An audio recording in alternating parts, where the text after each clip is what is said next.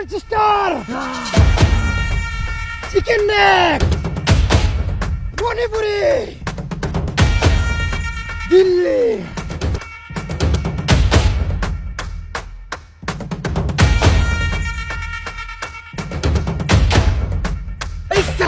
এই সালা বাংলাদেশি, তোরা সীমান্তে কি করছিস? এই দাদা, পারমাণবিক বোমা ফিট করছিস সীমান্তে। এই সালা পকুন্নু, তোর ভাত খেতে ভাত পেস নে, আর সীমান্তে পারমাণবিক বোমা বসাচ্ছিস। সালা এই পারমাণবিক বোমাটা পেলে কোথায় তোরা? হ্যাঁ দাদা, আমরা পাকিস্তানিরা দিয়েছি পারমাণবিক বোমা, বাংলাদেশ আমাদের ভাই।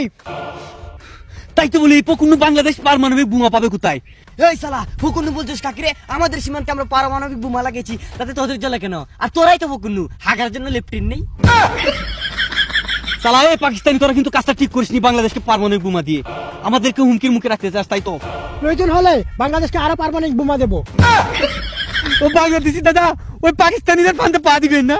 1971 সালে কি বাইকটা না মেরেছিল আপনাদের, তখন তো আমরাই আপনাদের প্রকৃত বন্ধু ছিলাম। ওই সালা পাকিস্তানিদের তাড়িয়ে দেন, আমরা কাছে তো পারমাণবিক বোমা আছে, আমরা আপনাদেরকে রক্ষা করবো সারা জীবন। কেন দাদা, আপনারা না চট্টগ্রাম দখল করবেন? আসেন, দখল করেন, একদম ভরে দিব। সালা কি মনে টোটরা হয়ে গেল রে, ওরা তো আমাদের কথা শুনছে না। চল মোদিজির কাছে যাই।